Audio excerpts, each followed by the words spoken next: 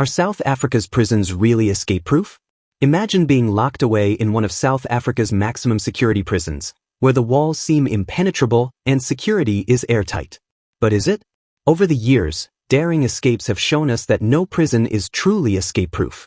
From meticulously crafted plans to shocking acts of audacity, South Africa's prison system has faced its fair share of breaches. So, how secure are these facilities?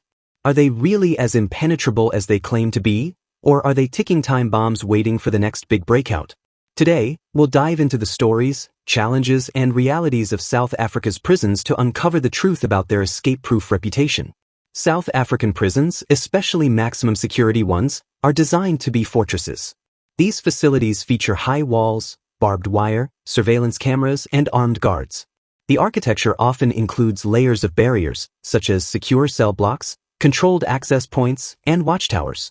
Many prisons also use advanced technology, such as motion detectors and electronic locks, to monitor and control inmate movement. Overcrowding, however, poses a challenge to maintaining security.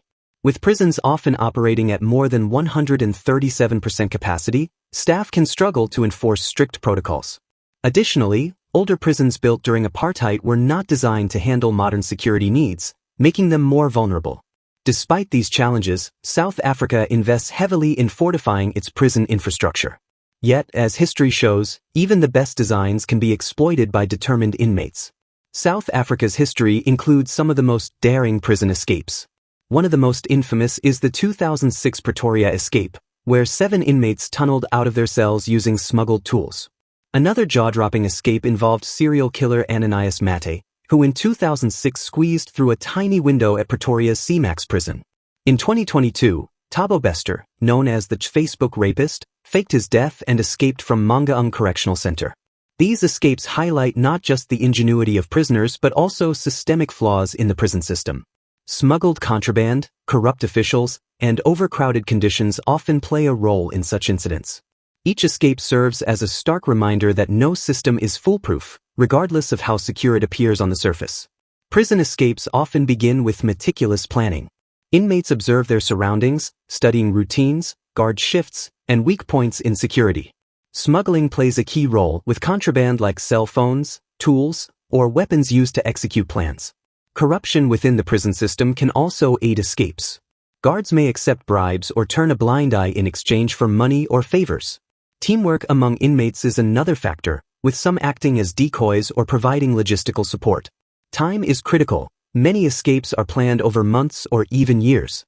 Psychological manipulation also comes into play, with prisoners exploiting trust or complacency among staff. While movies glamorize escapes as thrilling heists, real-life escapes are often a mix of careful planning, desperation, and opportunism. Two major factors that compromise South African prison security are corruption and overcrowding. Corruption within the system allows inmates to access forbidden items, gain insider information, or even secure assistance in their escape. Reports of guards accepting bribes or smuggling contraband are not uncommon. Overcrowding exacerbates the problem, making it difficult to monitor inmates effectively. With some prisons holding more than double their intended capacity, staff are overwhelmed and protocols are harder to enforce. These conditions create opportunities for inmates to exploit gaps in security. Overcrowding also increases tension among prisoners, which can distract guards and create chaos. Together, corruption and overcrowding create an environment where the impossible, breaking out of a maximum security prison, suddenly becomes possible. In response to escapes, South Africa has taken significant steps to improve prison security. Investments in technology, such as biometric systems and AI-powered surveillance, aim to tighten control. Staff training programs are being implemented to combat corruption and enhance professionalism. Special task forces are also deployed to investigate and prevent potential escapes. Additionally, new maximum security facilities are being built to replace outdated prisons. These modern prisons are equipped with cutting-edge security features, including reinforced walls, automated locks, and centralized monitoring systems. The government is also focusing on reducing overcrowding by implementing parole reforms and alternative sentencing for nonviolent offenders. While these efforts show promise, the question remains, can they outpace the ingenuity and determination of prisoners?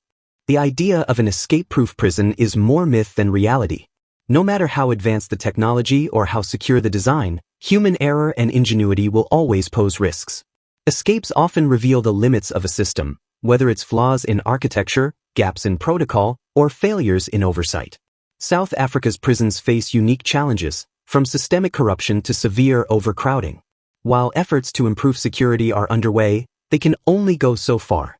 Ultimately, the question isn't whether prisons can be made escape-proof, but how society can address the root causes of crime and incarceration. By focusing on rehabilitation and reducing recidivism, South Africa can build a system that prioritizes safety and justice, rather than simply containment. Escape-proof or not, prisons are only part of the solution. The true test of a society lies in how it prevents crime and rehabilitates those who stray. How can South Africa strike the balance?